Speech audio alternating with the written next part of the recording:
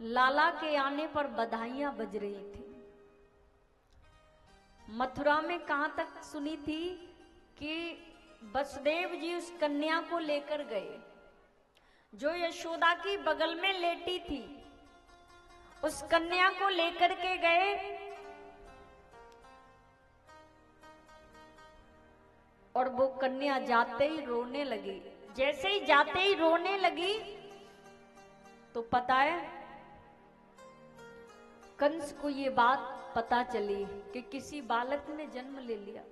उस बच्चे को छीनने के लिए कंस दौड़ा, उस कन्या को छीन लिया हाथ से और हाथ से छीन कर उसको पत्थर में पटकना चाहा, लेकिन हाथ से छूट कर वो आकाश मार्ग में चली गई। वो कोई साधारण नहीं थी, जिनको कलयुग में कात्यायनी देवी के नाम से जानते हैं।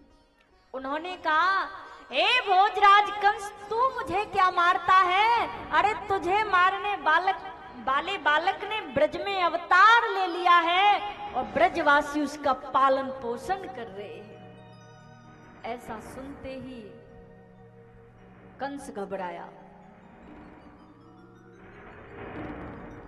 आपातकालीन मीटिंग बुलाई कंस ने। मीटिंग में कौन था?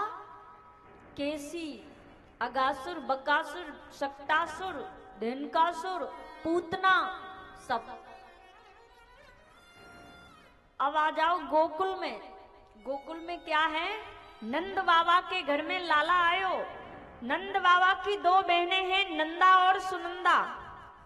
दोनों दौड़ कर जाती हैं बाबा के पास और बाबा से कहती हैं, बाबा आज तुम्हारे घर में आज कावयो लाली नील मणि सो लाला आयो है तुम्हारे घर में।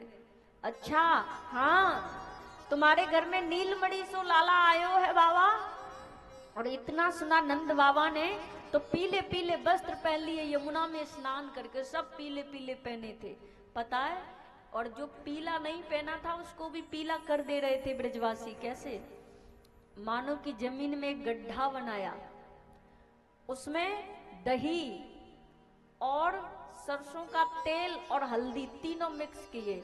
जो पीला नहीं था इसी में डुबो के निकाल देते, पीला होकर बाहर निकलता था। सब ब्रजमंडल पीला पीला। तो देखो सब पीले पीले कपड़े पहन करके खूब खुशियां मना रहे। अब एक ब्रजवासी ने क्या किया, माखन के गोले बनाए। माखन कितना सॉफ्ट होता है, यानी कि नाजुक। माखन बहुत कोमल होता है। एक ब्रजवासी ने मक्खन के गोले बना बना के एक बर्तन में रखे और एक दूसरे के ऊपर मार रहा था। उससे चोट लगने वाली नहीं है, लेकिन बढ़िया लग रहा था। अब एक बूढ़ी मैया आई, बोली का भयो। अब बूढ़ी मैया थी 95 वर्ष की, जिसके एक भी दांत नहीं था। अब का कहोगे तो मुंह खुलेगा। सो ब्रजवासी ने ऐसे माखन का गोला मारा कि मुंह से डायरेक्ट पेट में गया। दांत ही नहीं थे, हाँ डायरेक्ट पेट में गया। ब्रजवासी बोले का, फिर मैया बोली का भयो। ब्रजवासी बोले अभी नहीं पतो मैया का भयो। अरे नंद के घर में छोड़ा भयो। अच्छा, नंद के घर में लाला भयो, वाई की बधाई बज रही है ये, समझ आ रहा? अच्छा, अब समझ में आया। नंद के घर में लाला भयो। 95 वर्ष की मैया जिसको 2-3 लोग पकड़ के लाई, चला नहीं जाता। अब इतना सुना कि नंद के घर में लाला भयो से इतनी जोर से नाची कि ब्रजवासी तो देखते ही रह गए। ऐसे जोर से नाची मैया। बोलिए नंद के लाला की। आज पूरा ब्रजमंडल कैसा लग रहा है सुनिएगा कि बर्फी सी ब्रज नार बनी। ब्रज की गोपी कैसी?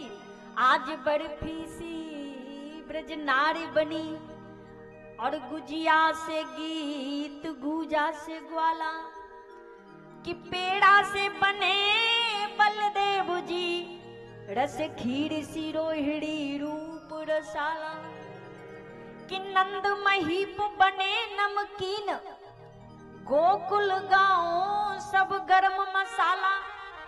जियायो जलेबी जियायो जसोदा जलेबी सी रानी ने, रबड़ी सी रात में लड़ुआ सो लाला। आहा,